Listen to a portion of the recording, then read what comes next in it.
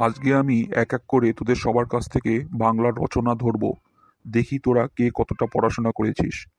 সবার প্রথমে প্যাটলা, তুই উঠে দাঁড়া আর কুমিরের রচনা বল। স্যার, কুমিরের রচনা? ওই তো, কুমির একটি উভচর প্রাণী।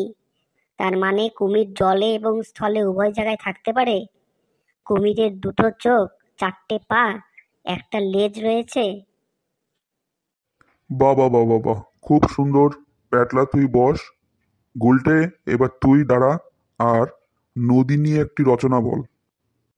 আমাদের দেশে অনেক নদী রয়েছে। নদীগুলো পাহাড় থেকে নেমে আসে। নদীতে অনেক কুমির থাকে। কুমিরের দুটো চোখ, চারটা পা, একটা লেজ।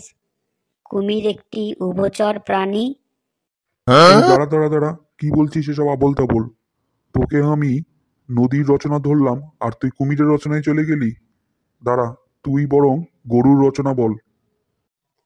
স্যার, গরু একটি গৃহপালিত পশু। গরু দুটো চোখ, চারটা পা আর একটা লেজ রয়েছে। গরু অনেক সময় মাঠে ঘাস খেতে যায়, আর মাঠগুলো নদীর পাশে হয়। নদীতে অনেক কুমির থাকে। কুমিরের দুটো চোখ, চারটে পা, একটা লেজ রয়েছে। বেটা বজ্জাত, ইয়ার কি হচ্ছে আমার সঙ্গে? যে রচনায় বলি ঘুরে ঘুরে সেই কুমিরের রচনায় চলে যাস। দাঁড়া, তুই বরং একটা কাজ কর। তুই পলাশির যুদ্ধ নিয়ে রচনা বল। দেখি এবার তুই কি করে কুমিরের রচনায় যাস। বল এবার। স্যার, পলাশির যুদ্ধের কারণ হলো বাংলার নবাব ইংরেজদেরকে আমাদের দেশে বাণিজ্য করার অনুমতি দিয়েছিলেন। তাহলে এর মানে কি দাঁড়ালো? তিনি যদি অনুমতি না দিতেন তো তাহলে পলাশির যুদ্ধ হতো না।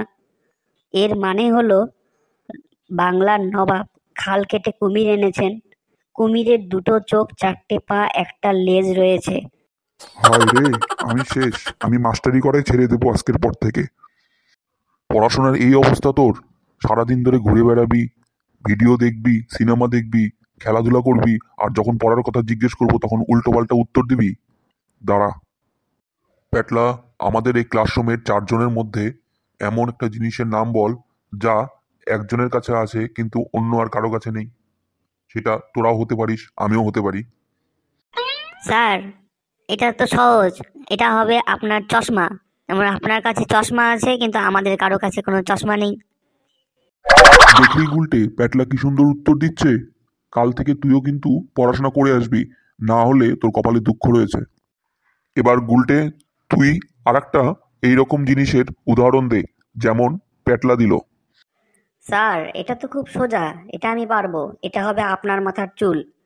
কারণ আমাদের সবার মাথায় ন্যাচারাল চুল রয়েছে, আর আপনার মাথায় রয়েছে পট চুল। তাহলে আপনি আমাদের থেকে আলাদা। বাবা গুলটে, তুই একটু এদিকে আয় তো বাবা, তোর সঙ্গে একটু ভালো করে কথা বলি। বেটা স্যার, বজ্জাত, ছেড়ে দিন এই তোর স্যার, পড়াশোনা লাগছে হবে স্যার না? কানে। স্যার, আমার ছেড়ে মাথার দিন চুল স্যার। তোদের থেকে স্যার, আলাদা। আর করবো না, আর পরচুলা, কোনোদিন করবো এই না স্যার, তুই ছেড়ে বল, দিন তুই স্যার। পরচুলা যে আমার মাথায় সেটা তুই জানলি কিভাবে? বল। স্যার, স্কুল থেকে পিকনিকে যাওয়ার দিন আমি দেখেছিলাম বাস থেকে নামার সময় আপনার মাথার চুল পরচুলা। ও, তার মানে সেদিন তুই আমার মাথার চুল ধরে টেনেছিলি। দাঁড়া, তোকে মজা দেখাচ্ছি, দাঁড়া।